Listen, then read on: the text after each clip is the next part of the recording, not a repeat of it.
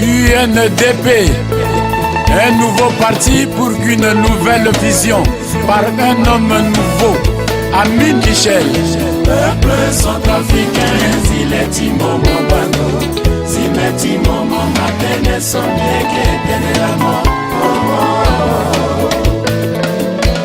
Asalangu Mingi, Mobapasi, Tatene Ngutileti Moayuru Mingi, Zapa Makoto Timo, Loto Kwana Momois, Sohiri Tino, Amin Michel. Zapa Matoto, Lomuna Monga Michel, Napatiti, UNDP. Peuple centrafricain, Zileti Momo Bando, Zimeti Momo Matene Sonieke Tenelamo, Asalangu Mingi, Mobapasi, Tatene Ngutileti Moayuru Mingi, Zapa Matoto Timo, Loto Kwana Momois, Sohiri Tino, Amin Michel. Zapa Matoto, Lomuna Monga Michel, Napatiti, UNDP. Monsieur le président fondateur du parti Union nationale pour la démocratie, Mesdames et Messieurs les membres du comité d'organisation, distingués invités en vos rangs, grades et fonctions, tout protocole respecté, mes chers compatriotes, en ce jour du 4 juillet 2015, le grand parti Union nationale pour la démocratie et le progrès et son président fondateur ont organisé cette rencontre avec la diaspora centrafricaine de France, venue des différentes villes comme Lyon, Clermont-Ferrand, Nantes, Bordeaux, Toulouse, pour ne citer que celle-ci, afin de réfléchir ensemble et trouver des solutions aux maux qui gangrènent la République centrafricaine. Depuis le 25 mars 2015, la République centrafricaine a traversé une crise sans précédent de son histoire, marquée par des pillages des biens des particuliers, de la destruction systématique des infrastructures de l'État et des nombreuses violations des droits humains. La persistance de ces événements a plongé notre beau et cher pays dans le gouffre de la mort et dans une insécurité avec à la clé le début d'un conflit intercommunautaire, menaçant ainsi la cohésion sociale et la croyance de chacun. Pour cela, il fallait à la République centrafricaine un humaniste comme Mandela le Madiba, qui avait attaché de l'importance à la valeur humaine, qui était pour lui une valeur démocratique basée sur le respect, l'indulgence, l'honnêteté. Distingués invités, Mesdames et Messieurs, du nord au sud et de l'est à l'ouest, tous les cris et souffrances des Centrafricains montèrent vers Dieu. Et il suscita un homme qui ne peut laisser les siens errer dans la détresse.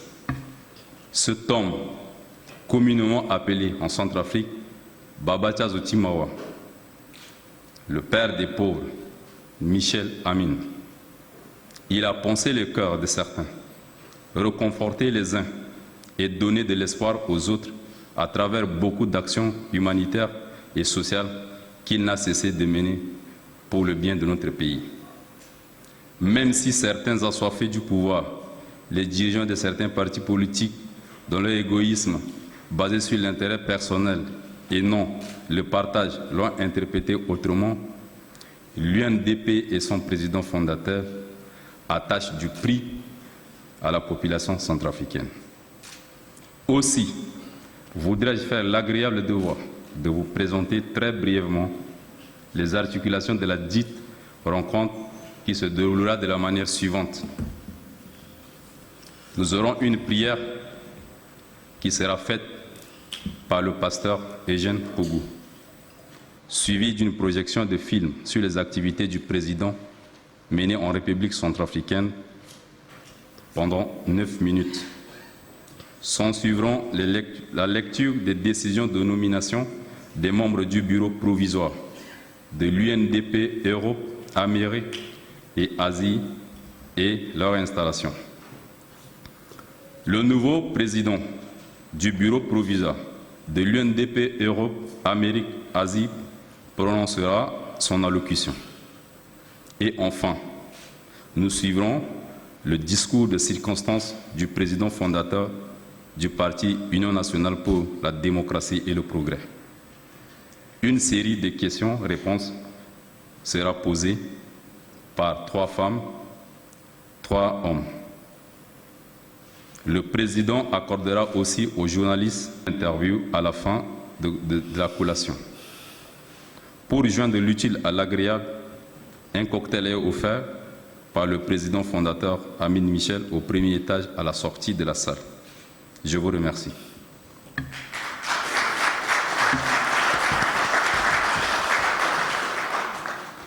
J'invite très respectueusement le pasteur Eugène Pougou pour la prière d'ouverture. Je vous salue au nom du Seigneur Jésus. Il m'a été demandé de prier pour cette rencontre de cet après-midi, mais je voulais, avec votre permission et très humblement, partager un petit verset qui me tient à cœur. C'est dans le livre de Psaumes, le chapitre 1er, le verset 1er, qui dit ceci. Je lis pour vous et je pense que vous lirez peut-être chez vous à la maison. Psaume, le chapitre 1er, le verset 1er qui dit « Heureux l'homme qui ne marche pas selon le conseil des méchants, qui ne s'arrête pas sur la voie des pécheurs et qui ne s'assit pas en compagnie des moqueurs. » Le verset 2 dit ceci « Mais qui trouve son plaisir dans la loi de l'Éternel et qui la médite jour et nuit. » Quelque chose m'a touché. C'est le verset 3 qui dit ceci. Il est comme un arbre planté près d'un courant d'eau qui donne son fruit en sa saison et dont le feuillage ne se flétrit point. 2 points. Tout ce qu'il fait, lui réussit. Vous pouvez dire amen? Est-ce que vous pouvez acclamer pour ce passage?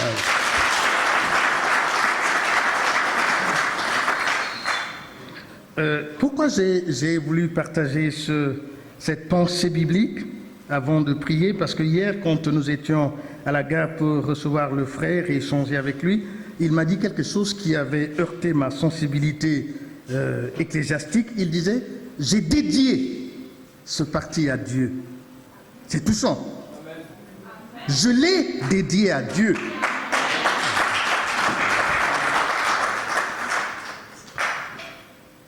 Vous êtes d'accord avec moi que beaucoup ont dédié leur parti à d'autres dieux, mais surtout à des dieux qui ne parlent pas, qui ne répondent pas, qui sont éternellement muets. Mais lui, il dit, j'ai dédié mon parti, c'est-à-dire ce bébé, je l'ai dédié à Dieu. Cette maison, je l'ai dédiée à Dieu. Oui, je l'ai créée. Oui, j'ai tout mis dedans. Mais au-delà de tout ce que j'ai mis dedans, je l'ai confié à Dieu. C'est touchant. Et toute cette nuit, ça m'a beaucoup marqué. Ça m'a touché et dit, ah, enfin, quelqu'un qui réfléchit et qui se dit, il souhaiterait effectivement confier l'avenir de son parti à Dieu.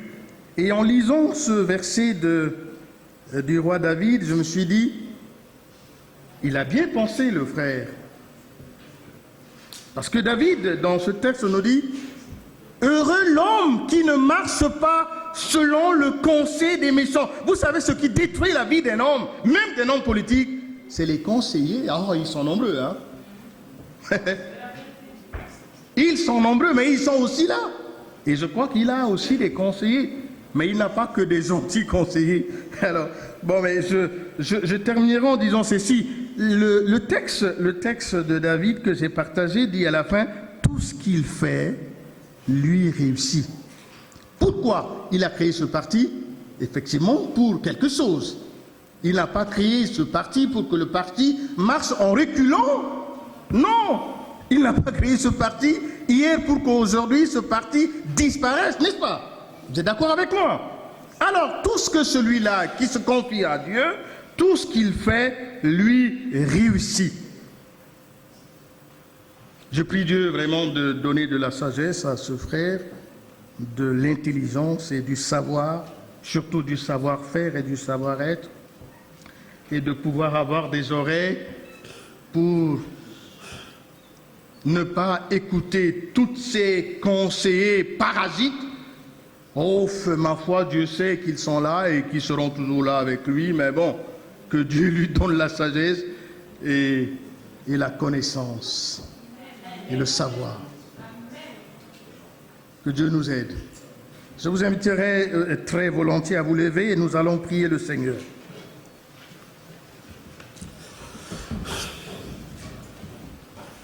Prions ensemble. Seigneur, la joie de notre cœur cet après-midi dans cette salle, à l'appel de notre frère, pour échanger, partager. Oui, Seigneur, c'est de te dire merci, car tu es le Dieu, le Créateur de l'univers, de l'humanité. Tu n'as pas changé, tu es le même, hier, aujourd'hui, éternellement, tu vis à jamais. Tu nous as permis d'être là, tu sais pourquoi. Et nous voudrions te bénir parce que ta parole déclare que l'endroit où 2, 3 sont unis, mais aussi qui parle de toi, tu seras là. C'est pour cela, Seigneur, nous te disons bienvenue. Mais bienvenue dans cette assemblée, bienvenue dans ce moment de partage d'échange.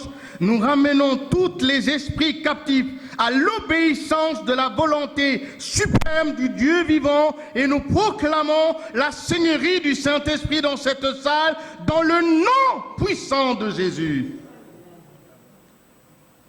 Assiste-nous, Seigneur.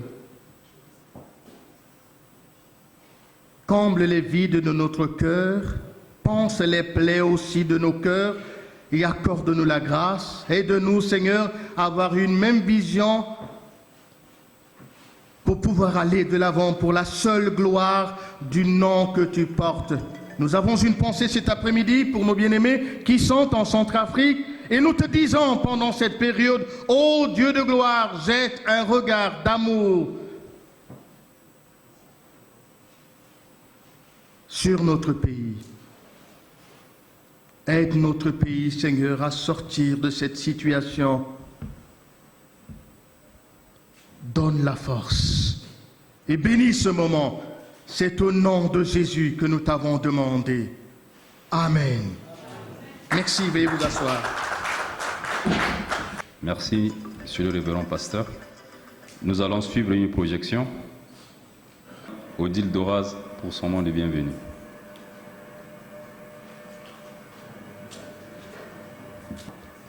Bonjour, chers compatriotes, chers amis de la Centrafrique et distingués invités. Soyez les bienvenus à cette grande rencontre avec le président Michel Amin. Si nous sommes réunis aujourd'hui, c'est pour un but commun. La situation tragique de notre cher et beau pays, la République centrafricaine. Malgré nos passés troubles, malgré nos incompréhensions, malgré nos déceptions, lorsqu'un compatriote nous appelle, nous répondons présent. Nous sommes tous à la recherche de quelque chose de nouveau dans notre vie. Nous recherchons le bonheur. Seul le meilleur d'entre nous peut nous aider à trouver ce que nous recherchons depuis. Mes chers compatriotes, le doute s'est installé et nous habite à cause des déceptions du passé. Oui, nous sommes suspicieux. Oui, nous sommes réfractaires. Oui, nous sommes prudents. Oui, nous sommes impatients. Nous n'avons pas d'autre choix que le choix d'un des nôtres. C'est entre nous que sortira la solution à nos préoccupations. Après tant d'années d'incompréhension, un fils du pays donne de l'espoir. Nous ne voulons plus rester ce qu'on doit d'incapable. Nous refusons ce qualificatif qui veut que le Centrafricain est un peuple divisé. Nous refusons ce qualificatif que la politique en centrafricaine ne connaît que la prédation. Aujourd'hui, avec l'Union nationale pour la démocratie et le progrès, l'UNDP, Michel Amin va nous présenter cette lueur d'espoir. Écoutons-le. Michel Amin, président fondateur de l'UNDP. Je vous remercie.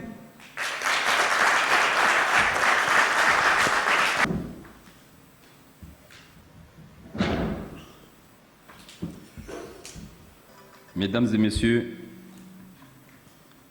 je vais faire la lecture de la décision portant nomination d'un bureau provisoire du parti Union nationale pour la démocratie et le progrès, Euro-Asie-Amérique.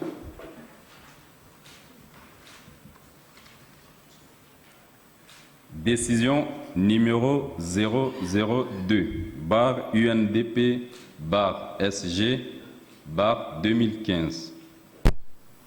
Le président fondateur, vu le statut du Parti national pour la démocratie et le progrès, vu le règlement intérieur du Parti national pour la démocratie et le progrès, vu le procès verbal de l'Assemblée générale de l'UNDP du 13 juin 2015 à Paris, décide, article 1er, sont nommés membres du bureau provisoire de la Fédération du Parti Union nationale pour la démocratie et le progrès, Asie, Europe et Amérique, avec résidence en France, dont les noms suivent. Il s'agit de président fédéral, Jean-Pierre Marat.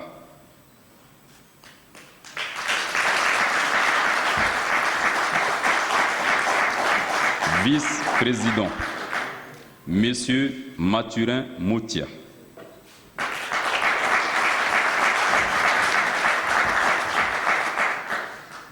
Secrétaire général, Monsieur Nikes Yakité.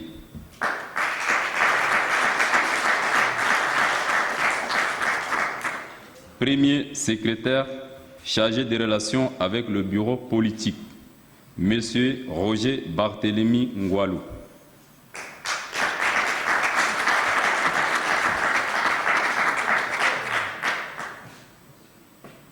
Secrétaire général adjoint, Madame Walimea Belanga Sandrine.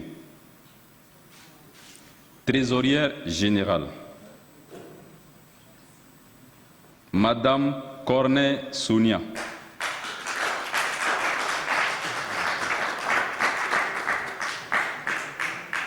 Trésorière générale adjointe, Madame Bossi Assiam Madeleine.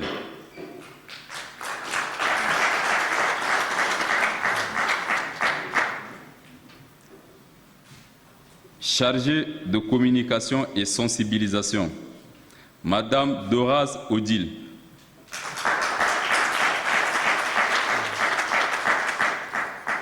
Chef de protocole fédéral, Monsieur Ndassiga Marcelin.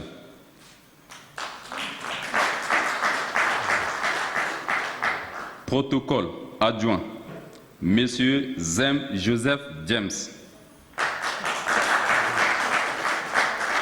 Conseiller fédéral, Monsieur Adoum Issa Nestor.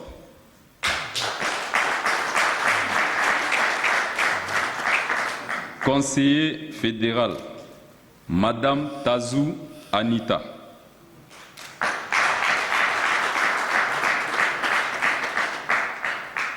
Délégué à la culture et au développement local, François Bétabilé.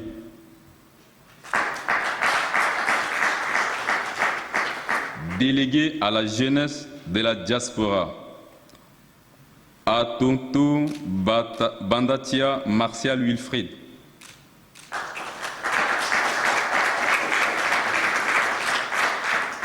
Enfin, le directeur de campagne chargé de sensibilisation de l'Europe, Asie et Amérique, M.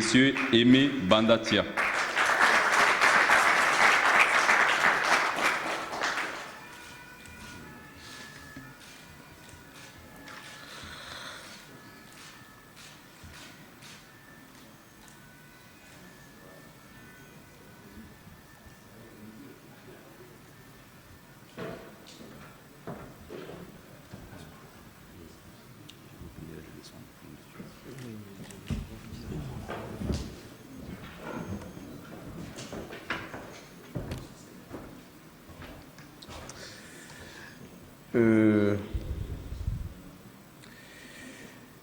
Je remercie le bureau. C'est dans la précipitation, on avait souhaité mettre un bureau provisoire. Et ce bureau a une durée de vie qui sera un peu éphémère parce que d'ici, dans les 30 jours, il faut que le bureau s'organise, à organiser aussi une élection pour élire un bureau définitif. Parce qu'en démocratie, on ne choisit pas, mais c'est la majorité qui doit élire. En dehors de ce bureau que vous venez de voir, qui est un bureau politique provisoire et fédéral, nous avons aussi tout autour de nous, vous savez, la réussite c'est un travail d'équipe, d'autres personnalités qu'on va vous présenter. Malheureusement, la distance à faire, c'est que tout le monde ne sont pas présents. Nous avons M. Patrick Dodi, qui est un de nos conseillers. Monsieur Patrick Dodi, vous pouvez vous lever? Oui. Oui. Il était avec nous à Bangui. Il a vu l'état de lieu et il se prépare pour une vaste formation dans beaucoup de domaines. Il est en train de travailler dessus. Il y a d'autres qui ne sont pas présents, mais peut-être prochainement, ils seront présents avec nous. Il y a des gens qui travaillent dans l'ombre pour la réussite de l'UNDP. L'UNDP n'est pas seul, on a beaucoup de soutien et beaucoup de gens qui nous accompagnent. Donc, je félicite tout ce monde-là avec tout le courage qu'ils ont pris. Le sacrifice pour un parti politique, c'est immense. Il faut le courage. Il y a de quoi apprendre, mais il faut supporter quand le moment de tempête viendra. Aujourd'hui, c'est la présentation. C'est bien, mais demain, c'est la réalité qui va commencer, le travail. Et dans le travail, c'est sur le terrain rocailleux. Tenez bon, quelle qu'en soit la turbulence, sachez que l'appareil traversera la turbulence sans problème. Vous êtes sans ignorer que le délai des élections dans notre pays est déjà fixé le 18 octobre 2015. Donc le travail est imminent. Vous n'allez pas attendre. Vous allez vous mettre dès maintenant au travail et nous comptons sur votre bonne volonté, votre bravoure, votre dévouement à travailler efficacement pour la réussite du parti au niveau de la fédération internationale. Donc, je remercie tous les membres du bureau fédéral, avec notre conseiller Patrick Dodi qui est au milieu de nous aujourd'hui. Il y a d'autres qui devraient être présents, mais malheureusement, la distance et les contraintes de calendrier. Nous sommes en période de vacances. Il y a beaucoup de gens qui sont en déplacement, sinon la salle devrait être comble. Mais bon, ce n'est pas grave, peut-être d'ici une prochaine réunion, nous aurons l'occasion de nous retrouver avec ceux qui sont absents. Mais pour l'élection du bureau fédéral définitif, ça dépendra de la contribution de tout le monde. Donc la destinée sera dans vos mains. Et je profite de l'occasion aussi pour remettre cette petite comité d'organisation qui a veillé sur l'organisation de ce bureau provisoire. Je vais saluer au nom de l'UNDP et de cette force vive de la nation, vivement les membres du bureau exécutif de la fédération provisoire qui venaient d'être présentés devant vous.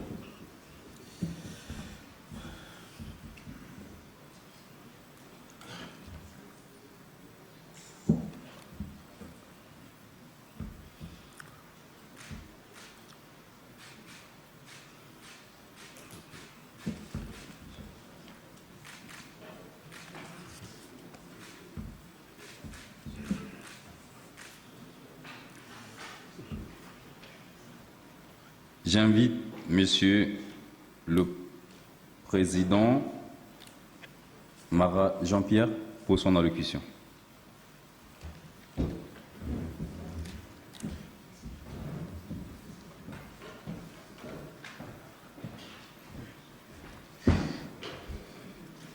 Monsieur le Président, distingués invités, je n'ai pas préparé de discours particulier parce que j'estime qu'il y a déjà beaucoup de discours. Je voudrais simplement vous remercier pour cette marque de confiance. Merci de me confier cette charge qui consiste à diriger le bureau provisoire Europe, USA, Asie de l'UNDP. Beaucoup dans la salle me connaissent avec mes étiquettes associatives ou bien d'anciens activistes de parti. Je suis particulièrement honoré, après le recul que j'ai observé, de vous me retrouver une fois de plus devant une scène politique. Enfin, ce n'est pas la scène politique qui est nouvelle pour moi, mais militer au sein d'un parti. Je n'ai pas grand-chose à dire puisque mon travail va commencer. Je dis simplement que c'est un travail difficile parce que nos compatriotes ont beaucoup de recul, beaucoup de suspicions, beaucoup d'appréhension. Ils attendent beaucoup, vite et immédiat. Donc, c'est une tâche lourde de chercher à les convaincre. Donc, je voudrais, au nom de l'équipe, de cette nouvelle équipe, remercier pour cette confiance. Et j'espère que vous allez nous faire confiance pour que nous puissions faire ce qu'il y a dans nos possibilités pour faire connaître la politique de la révolution verte aux compatriotes d'Europe, des États-Unis et d'Asie. Je vous remercie. Merci. Nous laissons la place au président fondateur pour son discours de circonstance. Je me présente, je suis candidat aux législatives dans le 5e arrondissement, c'est-à-dire le Kolongo 1, 5e 2. Alors, j'étais à Bangui, j'ai fait 3 mois, j'ai vu le travail que vous et votre équipe ils ont mené, c'est formidable, je vous félicite. Alors, j'ai 3 questions à vous poser par rapport au complot, ce qui s'est passé à Bangui. Alors, je voulais savoir, devant les peuples centrafricains, les amis, qu'est-ce qui s'est passé exactement? Puisque, à ma connaissance, je vous connais il y a longtemps, depuis le Cameroun, et que vous possédez la double nationalité, effectivement. Et puis, je n'arrive pas à comprendre qu'est-ce qui s'est passé, pourquoi on vous a arrêté au niveau de l'aéroport. C'est un complot politique ou pas? Deuxième question.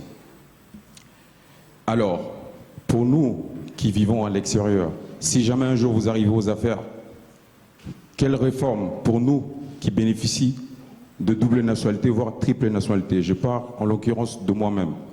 Je suis franco-centrafricain, né en Chine, je n'ai pas la nationalité chinoise, mais j'ai un papier de circulation au niveau de Chine. Mais si un jour il m'arrive de me présenter comme vous ou de me représenter au magistrature suprême comme vous, quelles sont les réformes que vous allez mener quand vous arrivez aux affaires? Troisième question. Alors, puisque c'est... tout à l'heure, je respecte le protocole et puis j'aimerais bien que ça s'arrête là. Merci. Pour répondre à notre frère Mathurin sur sa première question, je pense que le cursus des hommes politiques en Afrique, la prison ne manque jamais. Et ça, je n'ai vraiment pas de détails à vous dire parce que moi-même, je ne connais pas les vraies raisons. Et je ne commande non plus les décisions des autorités ni de la justice. C'est tout ce que je peux vous donner comme réponse. Je n'ai rien d'autre à vous dire. La deuxième question, vous savez, la législation centrafricaine reconnaît les binationaux. Dans d'autres pays, tels que le Cameroun, on ne reconnaît pas les binationaux. Ou vous êtes Camerounais, ou vous êtes ce que vous voulez. Mais en République centrafricaine, Vous pouvez être chinois, centrafricain, français. Il n'y a rien d'autre à faire de plus. Mais peut-être, ça sera une bonne chose. Il faut revenir là-dessus et le clarifier encore au niveau des législateurs centrafricains. Nous reconnaissons les principes des binationaux. Cette information, tous les centrafricains ne sont pas encore au courant, il faut les informer. Qu'est-ce qu'on en fait? Ça fera peut-être l'objet d'un débat futur. Faudrait-il le garder? Il faut le changer. Mais ça sera difficile. La majorité des candidats aux élections présidentielles sont des binationaux. Qu'est-ce que vous allez faire d'eux? Donc, ça dépendra des législateurs, quelles décisions ils en prendront après les élections. Ça sera un nouveau débat. Donc, pour le moment, c'est tôt de vous donner vraiment une réponse concrète. Mais dans la réalité, dans la pratique des règles de la loi centrafricaine, on reconnaît les binationaux. Vous pouvez être chinois, américain, les centrafricains, ils reconnaissent les binationaux dans la législation centrafricaine. Monsieur Robert Michel Kiewan. Bonjour, Monsieur le Président. Bonjour. Je suis très heureux de faire votre connaissance. Moi, personnellement, c'est la première fois que j'assiste à une réunion centrafricaine. Pour raison gardée, je me trouve ici en France, sur le sol français. Voici la 34e année que j'entame. Je vais abonder dans le sens de mon frère qui venait de parler. Je suis né au Congo, mais de parents centrafricains. J'ai grandi au Congo, j'ai tout fait au Congo. Mais maintenant, la première question que je vais vous poser, c'est celle-ci. Dans l'introduction du pasteur tout à l'heure, il a parlé de Dieu, de l'amour. J'aimerais vous poser la question, la première, puisque le bâtisseur de ce pays fut un prêtre lui-même, en personne du regretté feu Barthélemy Boganda. Est-ce que vous irez dans sa lignée ou quelle serait votre position?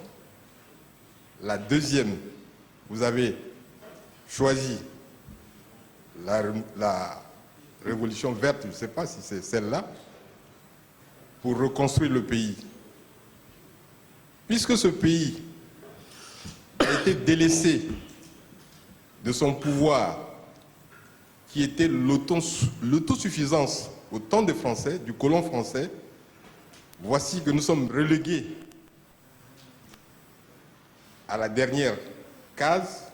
Nous qui étions producteurs du coton, du café, on n'en parle plus. C'est d'autres pays. Notre café, maintenant on le retrouve au Brésil, le Robusta, comme quoi c'est eux les créateurs. Or, mon frère, Feu Patassé, l'ingénieur que vous connaissez tous, était encore celui qui, dans ses tiroirs, dans ses recherches, il en a fait cela. Enfin, je remercie beaucoup votre initiative de rebâtir ce pays et que Dieu vous bénisse. Merci. En répondant à votre question, vous savez ce que vous venez de dire du feu Barthélemy Boganda, le président fondateur. Il y a un adage qui dit « L'arbre ne peut que se tenir sur la racine ». Faudrait-il qu'on éradique la racine? Comment l'arbre restera debout? Tout ce que la future génération peut bâtir, ils vont bâtir sur le passé. On ne peut pas exclure nos passés, ça fait partie de notre histoire, sur ce que le feu Barthélemy Boganda nous a laissé comme l'héritage. Vous connaissez sa souffrance, ça, je n'ai pas besoin de vous faire une leçon là-dessus. Donc, on va toujours rester sur ce pilier, cette fondation qu'il nous a laissé.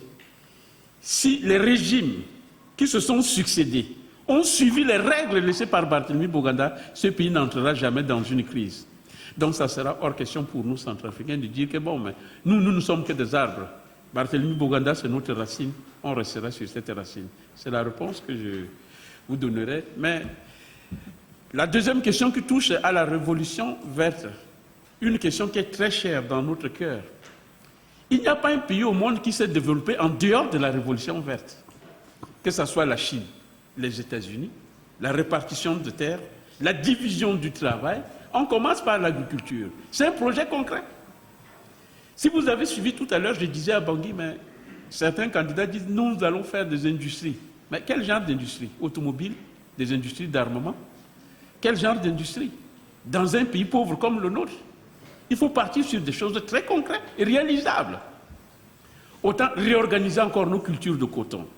Le café, comme vous venez de dire, mais aujourd'hui, Café Sato a disparu. Mais ça fait mal au cœur. C'est des industries qui suscitaient des emplois, ce qu'on n'a pas. Il faut faire revivre toutes ces choses et ça nous donnera des garanties. Ça peut pérenniser la vie de l'économie centrafricaine. Sans ça, on ne sera rien. C'est pour ça que l'UNDP se base sur l'agriculture. Et j'ai toujours dit, le président Chirac, à l'époque, avant qu'il ne soit élu président, il avait un projet. La fracture sociale. Mais ça ne veut pas dire qu'il ignorait les autres. La révolution verte, c'est le socle de l'UNDP, mais nous avons tout. La refondation totale du pays et sa reconstruction. C'est quand nos amis comme les partis d'Audi nous seront très utiles dans le domaine de la formation qu'il a déjà eu une vision et qu'il s'oriente vers ce sens. Et d'autres, nous avons beaucoup d'experts, des conseillers qui sont en train de travailler pour nous aider, pour nous donner main forte. Donc tout ça, c'est des choses qui font partie des panels, des projets de l'UNDP que nous voulons mener à bon port. Voilà la réponse que je peux donner à vos questions.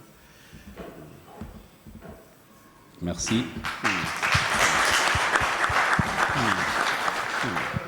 La parole est donnée à M. Firmin Kongoubé. Michel Amin, bonjour. Bonjour. Je suis M. Kongoubé, le coordonnateur de la Génération républicaine et Résilience centrafricaine.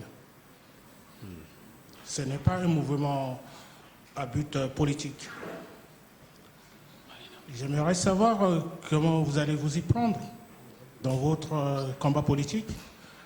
Vous paraphrasant vous-même, tout à l'heure vous avez dit, M. Mitterrand a fait un combat de 30 ans avant d'accéder à la magistrature suprême en France.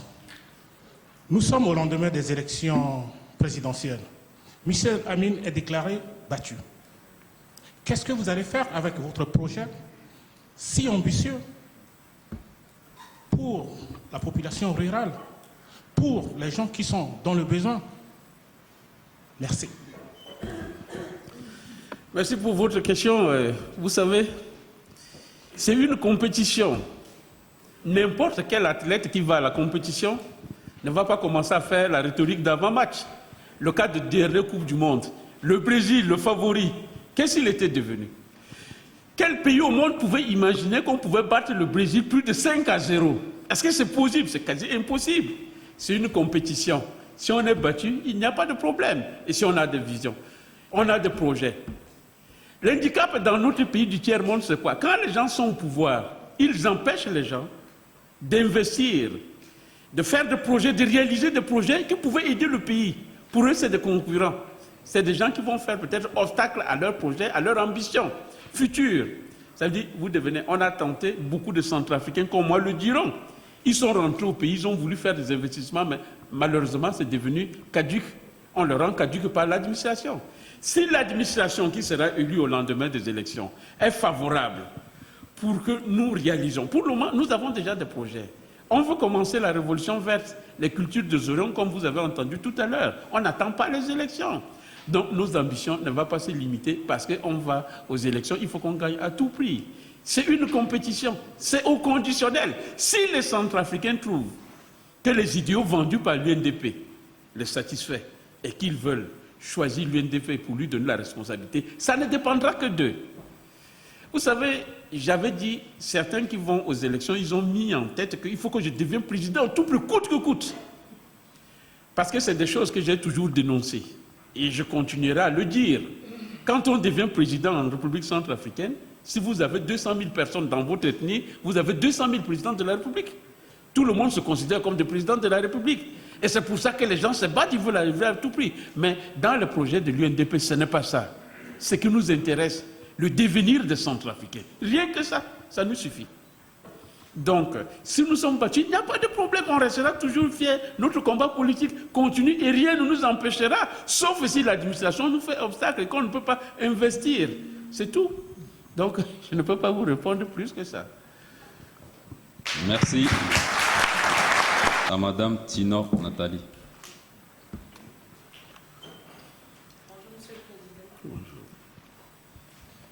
Bonjour. Bonjour. Je tiens déjà à vous remercier parce que c'est la première fois que j'assiste à une réunion politique. Vu ce que j'essaie de lire dans les journaux et tout, bon, après je me suis dit pourquoi ne pas venir assister à la réunion en live comme on dit. En principe j'avais 3 questions à poser, mais après quelqu'un a déjà posé l'une des questions. Donc je voulais seulement vous poser celle-ci, la première. Suite aux événements qui étaient passés à Bangui, les femmes ont beaucoup souffert. Mais vous, quand vous serez élu, quelle place donnerez-vous à toutes ces femmes qui ont souffert, qui ont été violées et leurs enfants? La deuxième question, suite à votre condamnation, est-ce que vous avez fait appel? Est-ce que ça a été annulé? Parce qu'apparemment, quand on doit être élu, il faut qu'on n'ait pas de casier judiciaire. Est-ce que vous, le problème a été résolu déjà ou pas?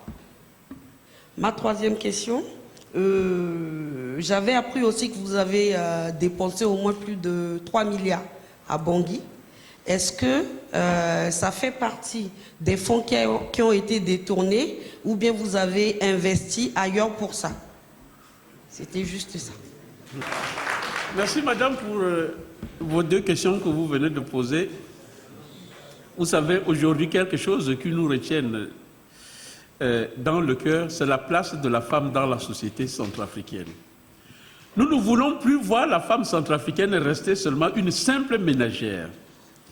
Déjà dans l'esprit de l'UNDP, nous tenons compte de la parité, hommes et femmes, dans le monde du travail. Ce qui n'a jamais existé et ce que nous voulons mettre en place. Il y a un problème aussi de l'alphabétisation des femmes centrafricaines qu'il faut mettre en place. Question de culture. Il faut hausser leur niveau intellectuel pour leur permettre d'avoir l'accès facile dans le monde des emplois. Nous allons tenir compte. Mais quant aux femmes violées, c'est une souffrance dans le cœur. Mais qu'est-ce qu'on peut faire de plus? Elles ont été violées. Quel qu'en soit ce qu'on fera comme des réparations, c'est des choses qui ne le quitteront jamais dans le cœur. Ça reste des préjudices à vie. Quitte à les aider, à les accompagner pour leur dire, mais ce qu'on peut vous proposer, ce que vous pouvez regarder, l'avenir est plus important que c'est passé. C'est des passés très tristes, mais il faut les oublier. Il faut les aider, les accompagner. C'est des mesures d'accompagnement à mettre en place. On ne peut pas faire plus que ça. Mais une des choses que vous venez de dire, vous savez, il faut connaître ce que c'est que la loi. Les règles de la loi. Je ne suis pas juriste, certes, mais je vais vous dire, une condamnation avec sursis n'entre pas dans le casier judiciaire et n'empêche pas quelqu'un de postuler pour une candidature. C'est une condamnation avec sursis. Nous avons interjecté appel. Donc, ça n'a pas d'impact sur les élections. Ça n'a pas d'impact sur les élections, rien du tout. Oui, mais vous savez, ça, je n'ai pas trop envie de parler parce que aussi, ça fait partie des dissimulations pour lesquelles ça nous a amené à la dissolution du bureau politique. C'est ça un des problèmes que nous sommes en train de combattre et que nous ne voulons plus revivre ça. Quand on donne une responsabilité à une personne, et je le dirai aussi, je profiterai pour le dire pour le bureau fédéral, les gens pensent prioritairement à s'enrichir à eux-mêmes. Mais pensez d'abord au travail. Ce que nous faisons, c'est pour l'intérêt général. Quand on sort de l'argent, c'est pour bénéficier à tous les Centrafricains. On doit œuvrer. Cet argent doit bénéficier à tous les Centrafricains. Pas à un groupe des individus bien déterminés. Les gens ont pris le luxe à Bangui. On avait tous les problèmes. Il y en a qui ne dormaient plus chez eux à la maison. Leurs femmes ont commencé à nous faire des ménages. Que c'est à cause de nous. Leur mari ne dort. Quand ils reviennent à la maison, c'est pour s'échanger. Ceux qui mangeaient avant à la maison, à midi, on laisse la nourriture, ils ne mangent plus. Je dis, tout ça, ça faisait des problèmes. Comme ils avaient de l'argent, ils mangeaient dans les restaurants, ils avaient des médecins, mais tout le temps, ils disent non, mais nous occupés. Mais le parti ne dit pas aux gens, vous travaillez, vous dormez dehors. D'autres dormaient, ils revenaient à la maison, ils grondaient, ils repartaient, ils sont trop pris. Tout ça, ça a posé trop de préjudices dans les ménages. Et on s'est dit, les gens qui sont dans un bureau politique, c'est des futurs responsables. Vous savez, les causes de certaines crises dans d'autres pays, quand on n'arrive pas à assainir les bureaux politiques, on n'arrive pas à assainir au niveau des responsabilités, ça va avoir l'impact sur le futur gouvernement. Vous imaginez, si on arrivait au pouvoir avec des gens comme ça, ils sont ministres, ils commencent à piller dans la caisse publique, qu'est-ce qu'on va devenir? Il n'y aura pas une différence entre nous et ce que nous sommes en train, nous, de critiquer. Dire que non, mais vous avez eu à mettre en place des mauvaises gestions. Donc la transparence. Et pour moi, je suis quelqu'un de rigueur. Quand ça ne va pas, la discipline, c'est tout de suite. Je ne passe pas par 1000 chemins. Merci. Monsieur Ngwandika Fidèle. Bonjour, Monsieur le Président. Moi, c'est Fidèle, Fidèle Ngwandika, mais pas le ministre, pas le milliardaire comme Monsieur Doumboué pense. Je suis le premier fils de Monsieur Ngwandika Fidèle. Donc, je suis centrafricain. On parle de mon pays. Je pense que je dois me rendre parmi les autres frères centrafricains pour que nous parlions du pays. Donc, j'aurai 3 questions à vous poser. J'ai écouté avec beaucoup d'entrain le discours que vous nous avez fait et j'aurai certaines questions à poser. Donc, vous avez précisé tout à l'heure que la République centrafricaine était un pays enclavé. Vous avez parlé de l'agriculture. Et moi, maintenant, je voudrais savoir, est-ce qu'il y a des mesures qui seront prises pour pallier à ce problème d'enclavement? C'est-à-dire que, est-ce que vous avez un projet ou est-ce que c'est prévu d'assainir l'infrastructure routière de notre pays? Parce qu'on n'a pas de voie fluviale. Donc, la seule porte d'entrée et de sortie chez nous, c'est les routes. Est-ce que quelque chose est prévu pour pallier aux problèmes routiers en Centrafrique? Ça, c'est ma première question. Ma deuxième question, vous avez parlé ici d'évolution de l'agriculture, de l'industrie. On se rend compte qu'en République centrafricaine, on n'a pas d'électricité. On a une centrale hydroélectrique qui date de 1960, qui délivre une infime quantité de courant. Et depuis 1960, elle a tout le temps été rafistolée. C'est-à-dire qu'à chaque fois qu'elle tombait en panne, on réglait un petit truc. Mais rien n'a été fait pour prévoir l'expansion de la République centrafricaine parce que le besoin va sans cesse grandissant. Et c'est la même centrale qu'on a depuis 60 ans. Et on nous dit à chaque fois, on va la remettre en état, on va la remettre en état. Et le problème n'est toujours pas résolu. Ma dernière question, c'est concernant les problèmes qu'il y a eu chez nous récemment. On a été envahi par certaines personnes qui n'étaient pas centrafricains, qui se sont mélangés aux gens de la Séléka ou aux autres dans l'arrière-pays et qui sont venus causer beaucoup de troubles et beaucoup de dommages dans notre pays. Donc j'aimerais savoir, concernant nos frontières, est-ce qu'un travail va être fait pour les sécuriser, pour les rendre moins poreuses parce qu'elles sont totalement poreuses? Et est-ce qu'un projet sera mis en place concernant la citoyenneté centrafricaine? Parce qu'au jour d'aujourd'hui, n'importe quel Zaïrois, Tchadien peut rentrer chez nous là-bas, aller dans n'importe quelle administration et avoir des papiers centrafricains. Est-ce que quelque chose pourrait être fait pour ça? Je vous remercie. Le développement d'un pays commence...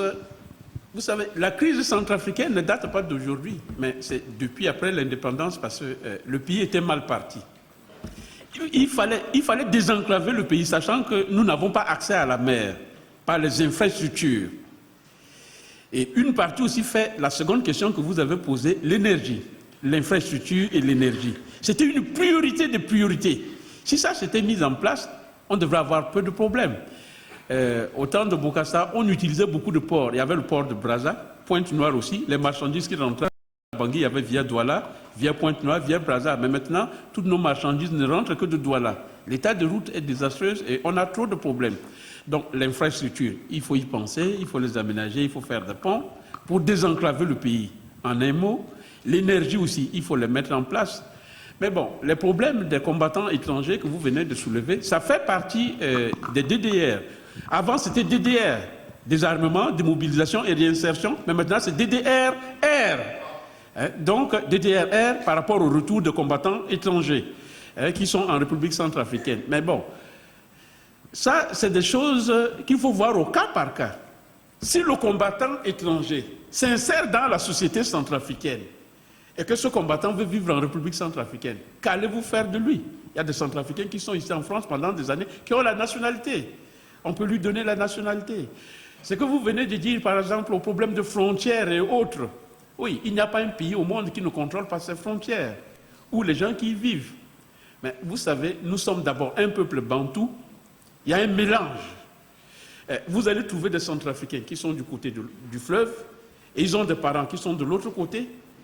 C'est vice-versa.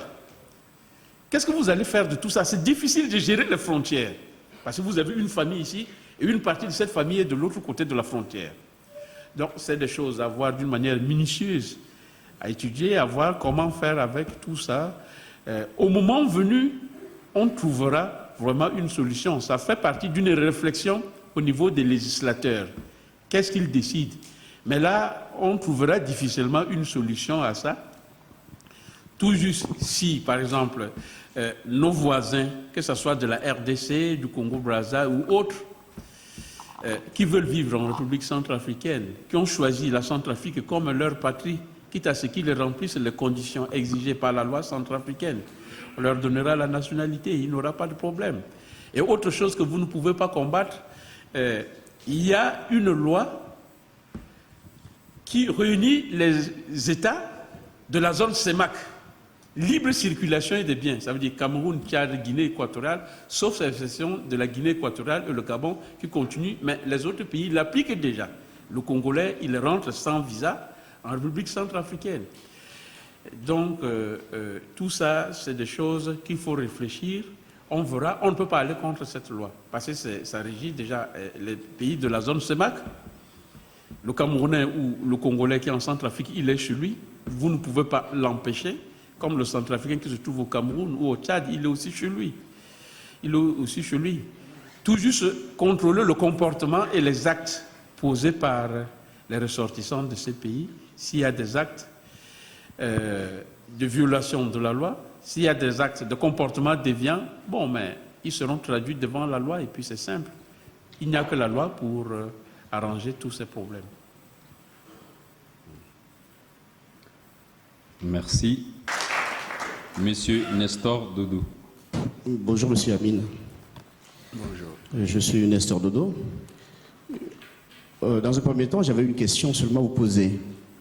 Mais au cours du déroulement de la cérémonie, je suis obligé de prendre une première question. C'est pour répondre au monsieur qui est au pupitre là-bas, qui disait qu'on ne peut pas poser des questions sur la richesse du président. Je dis oui, il a raison. Mais je vais aussi dire oui, on ne votera pas pour le président. Pourquoi? Parce que moi, si je vais voter pour quelqu'un, il faut que je sache pourquoi je vote pour lui, qu'est-ce qu'il a à me donner, qu'est-ce qu'il prouve qu'il est comme ça avant de devenir la personne pour laquelle je vais voter. Mais si vous fermez la porte en disant, on pose toutes les questions du monde, sauf celle-là, il y a anguille sous roche. Je veux dire, c'est moi qui le dis, mais beaucoup d'autres pensent comme ça. Pourquoi, monsieur Amin? Quand vous étiez à Bangui, tout le monde sait, nous avons appris dans les médias, que vous distribuez de l'argent à Bangui. Alors, on se pose des questions, et subitement, même les gens de Bangui se posent des questions. Je pense que c'est la source de vos difficultés à Bangui. On se pose des questions, ce Centrafricain, qui vient de nulle part, même s'il a ses origines ici, qui vient de nulle part, il défile dans les routes de Bangui, il distribue de l'argent, et tout le monde va après lui, et qu'est-ce qu'on va faire? C'est certainement, ça fait soulever les vautours. C'est ce qui fait que et c'est là que je viens, vous ne pouvez pas fermer la porte aux gens qui vont vous poser la question sur... Mais vous avez certainement votre manière de répondre, mais vous ne fermerez jamais cette porte. Une chose, quand vous êtes parti à Bangui, vous savez, est-ce que vous connaissez l'écosystème politique de la RCA? La République centrafricaine, vous avez dit, depuis 50 ans, est un vieil pays qui n'a pas changé. Évidemment, n'a pas changé, ne changera pas dans la mentalité. Vous débarquez comme quelqu'un de diaspora, vous connaissez, les gens à Bangui se connaissent, ils savent comment ils font pour détourner de l'argent, comment ils font pour se réélire dans les postes politiques. Vous débarquez à Bangui, vous sortez, vous prenez les gens qui vous suivent, comme vous avez dit ici, qui vous suivent, pensant vous mettre sur le perron sur le perron du palais du gouvernement. Mais là, je vous pose la question, monsieur Amin, étiez-vous conscient, quand vous allez à Bangui, parce que, est-ce que vous savez bien ce qui se passe à Bangui? Parce que vous êtes nouveau, vous arrivez à Bangui, comme ça, de prime abord, vous mettez à faire de la politique. Est-ce que vous étiez conscient de ce que vous allez faire? Est-ce que vous connaissiez déjà avant l'écosystème politique de la RCA? Parce que moi, je ne le ferai pas comme vous. C'est pour ça que je dis, c'est d'une inconscience. C'est à vous de me dire, de montrer le contraire. Merci. Merci pour la question que vous venez de poser, mais je voulais vous dire ceci. Vous savez, il faut toujours un début en toute chose. Vous allez voir, on vous parlera de la genèse de telle œuvre ou telle œuvre. Mais s'il n'y a pas un centrafricain qui va se lever pour dire, mais maintenant il faut susciter une rupture aux anciennes pratiques. Laissons les gens, les anciens administrés qui ont l'habitude déjà de travailler dans l'administration, de piller dans les caisses publiques, continuer à faire. Mais on va aller comme ça jusqu'à quand? Les conséquences, c'est ce que nous sommes en train de subir. Ça nous amène, nous, vers la crise. Quand les gens pillent, ceux qui n'ont pas accès, ils sont en train de faire des calculs. Ils ne peuvent pas y arriver. Ce n'est que la lutte armée. Il dit, bon, mais c'est l'usage de la force pour les déguerpir. Nous aussi, on prend la place pour piller. Autant dire, non, mais ce n'est pas le bon modèle. Passons par une voie démocratique. On veut combattre ces choses.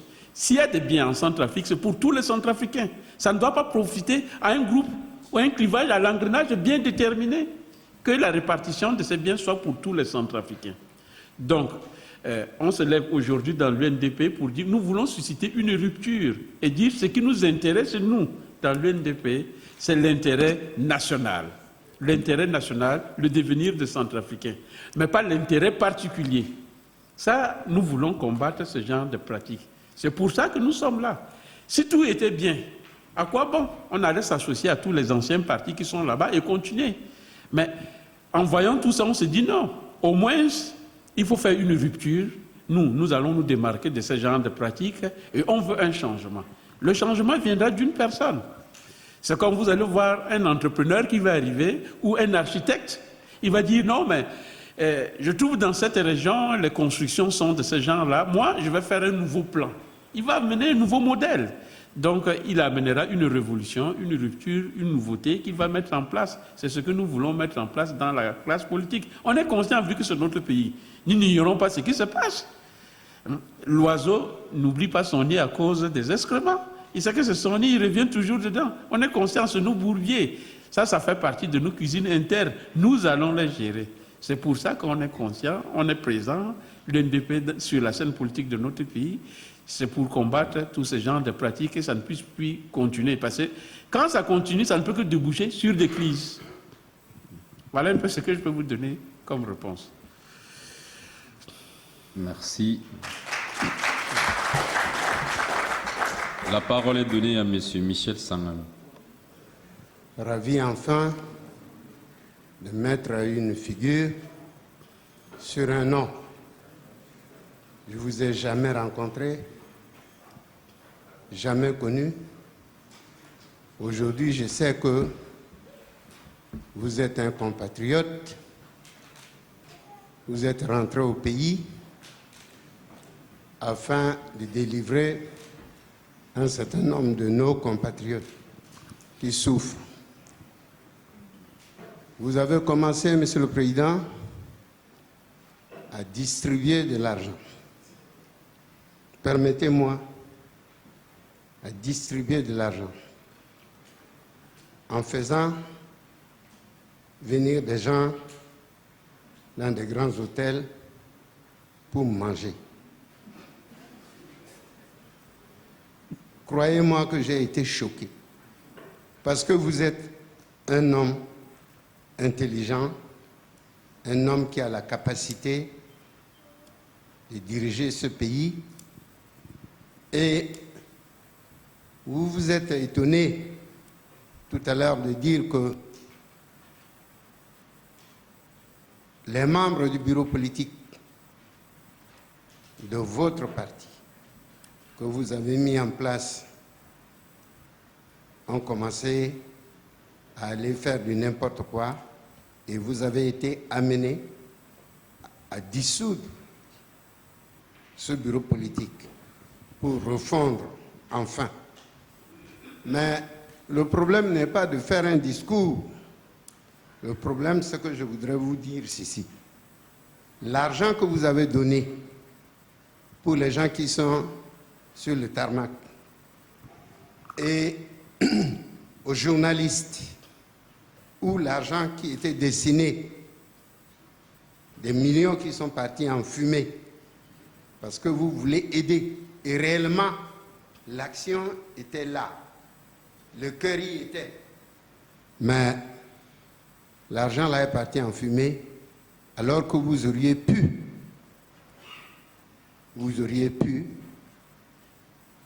acheter, faire tout ou donner de l'argent en faisant confiance à ceux qui étaient là, quitte à ce que vous-même vous distribuiez cet argent-là. Concernant les journalistes, vous savez, c'est la pauvreté qui amène les gens. Tous les complots ourdis contre la sûreté de l'État centrafricain par ceux parmi nous, les intellectuels, nous sommes une minorité. C'est nous qui posons des problèmes. Qu'est-ce que vous n'auriez pas fait avec votre argent? Vous donnez 25 millions. Les journalistes ont besoin de l'argent pour s'équiper.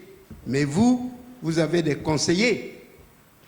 Les membres du bureau que vous venez de dissoudre, ils pouvaient vous dire, bon, on va prendre des factures pro forma, quel est votre besoin?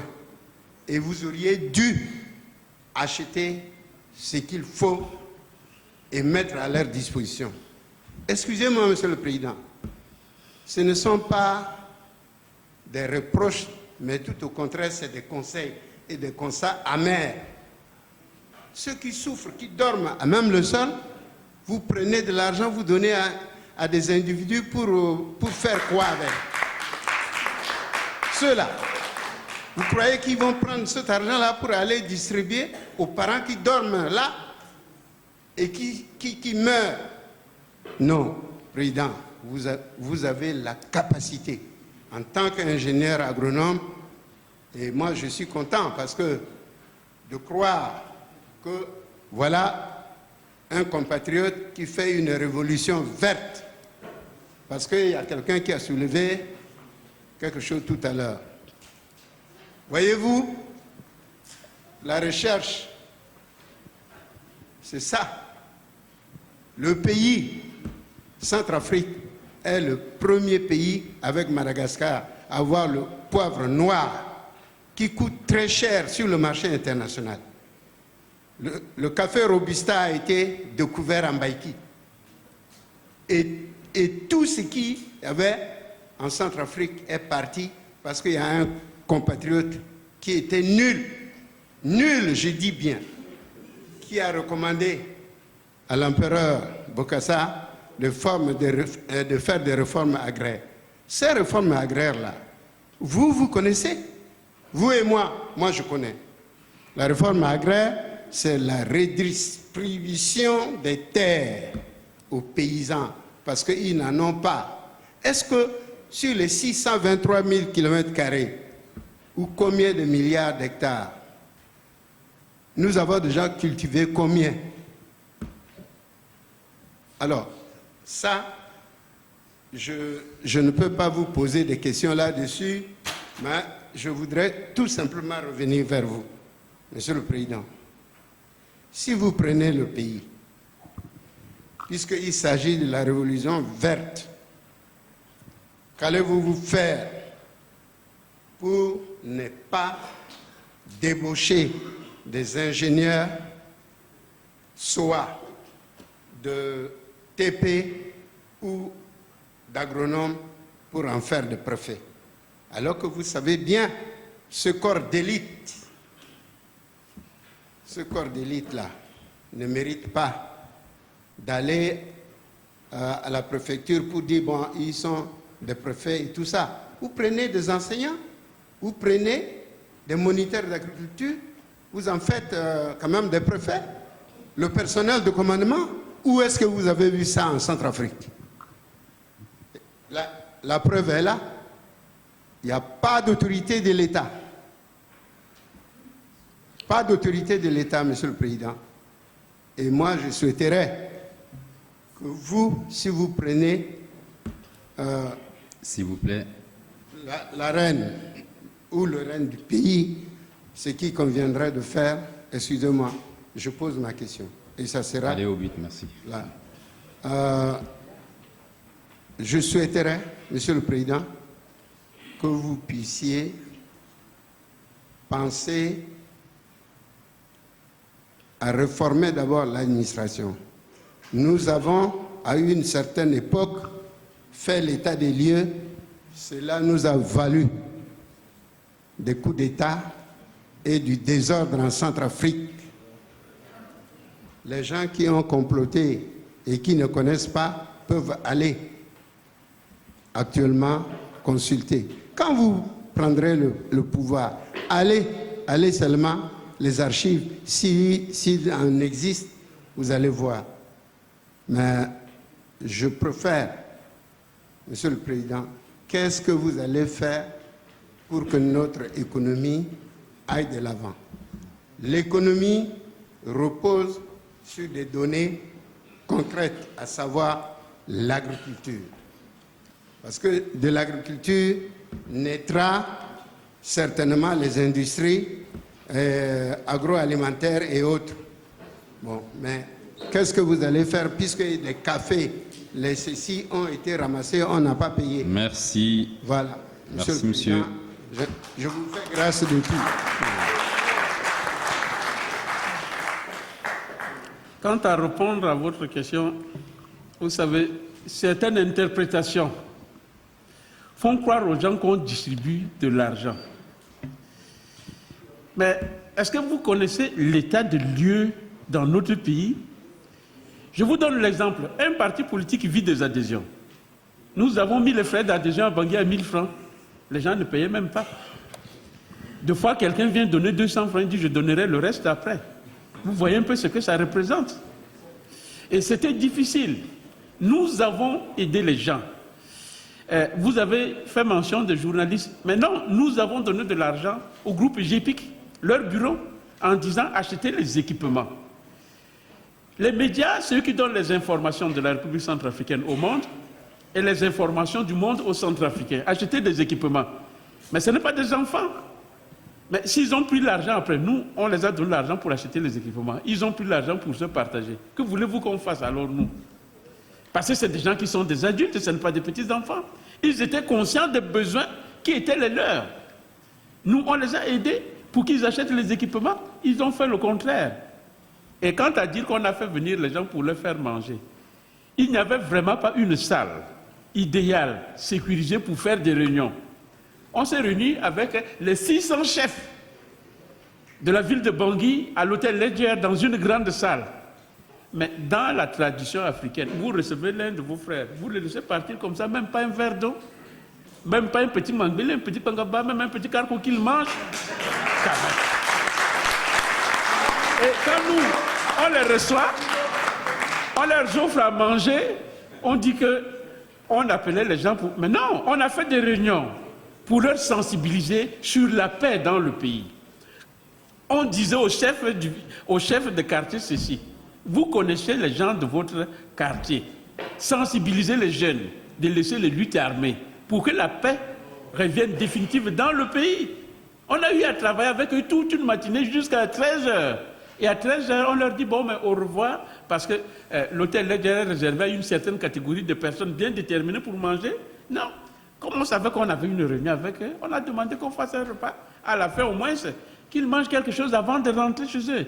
Et si vous connaissez l'état des lieux, ce que les gens vous disent là, vous ne pouvez pas... Il y a des chefs qui sont venus, il y a un qui m'a dit qu'il a fait 3 jours, il n'a pas mangé. Et quand il venait le matin, son corps tremblait. Et avec une personne comme ça, vous faites une réunion avec lui, il ne mange pas, vous le laissez, il part comme ça, alors qu'il dit qu'il a fait 3 jours, il n'a même pas mangé. Mais l'état des lieux est catastrophique. Nous avons posé certaines actions, c'est pour encourager la population, leur dire que vous pouvez avoir de l'espoir. Je vous dis ce qu'on dit qu'on distribue de l'argent.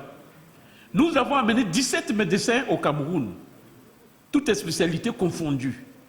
On a fait beaucoup des opérations à l'hôpital communautaire gratuitement, financées par le parti. Mais il fallait voir le nombre de gens qui sont venus se faire soigner sur les 1 mois qu'on avait fait là-bas. Mais voulez-vous qu'on laisse les gens mourir parce qu'en les soignant, on distribue de l'argent? Mais c'est tout ce qu'on a eu à faire. Et les gens disent que nous distribuons de l'argent.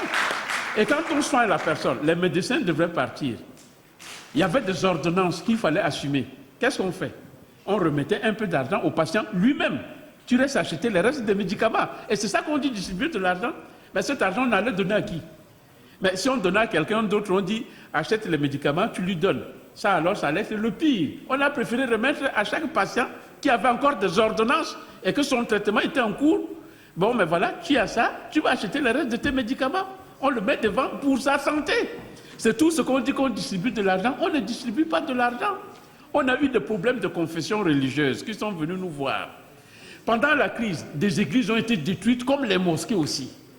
Mais les gens posent les problèmes. Ils disent, voilà, maintenant on est sous la pluie pour faire les messes. Qu'est-ce qu'on fait alors? On les laisse sous la pluie.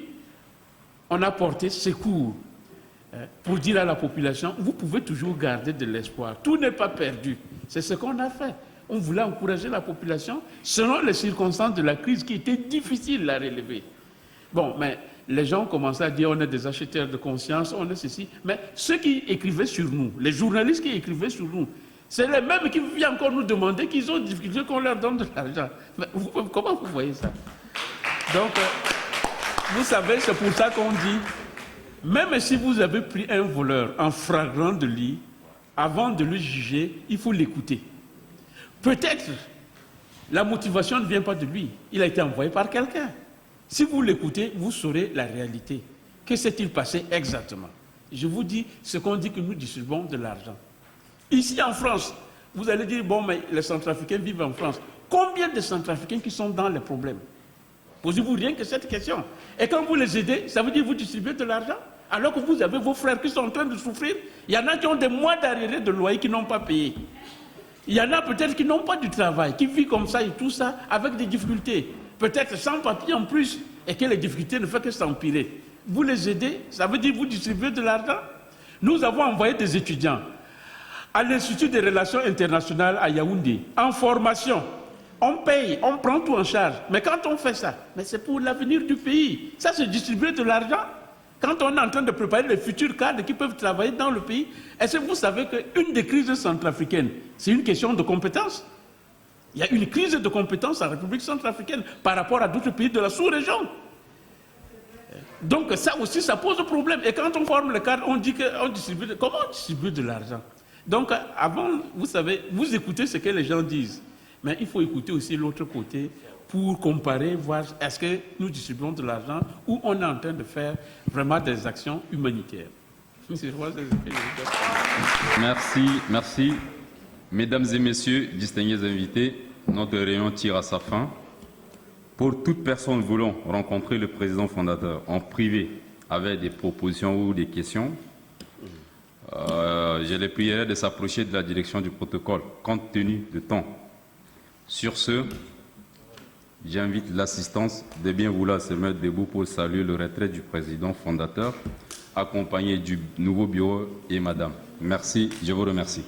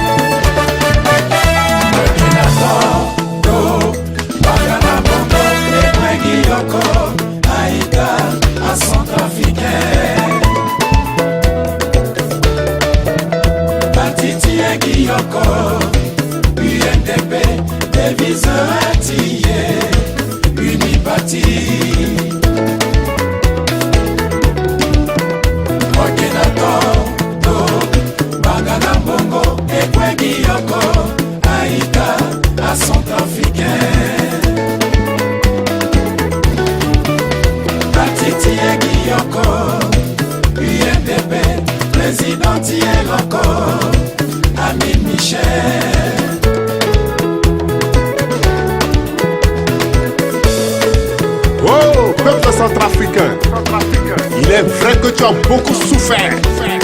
Tes droits ont été bafoués. Tu as été humilié. Tu as perdu ta dignité, ta valeur, ton honneur. Tu regardais de gauche à droite, il n'y avait personne pour t'aider.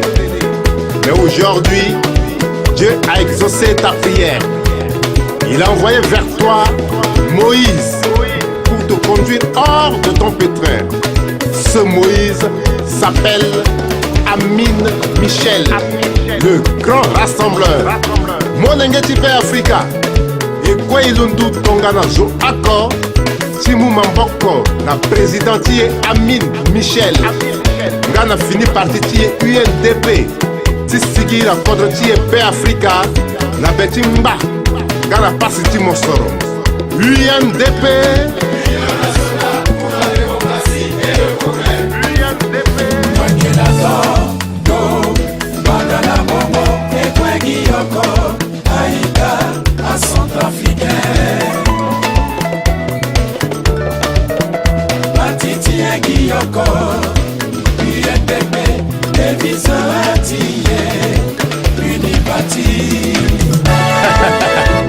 Avec Amine Michel, tout est bon, tout est bon, tout est bon, tout est bon. C'est ça, c'est ça, c'est ça.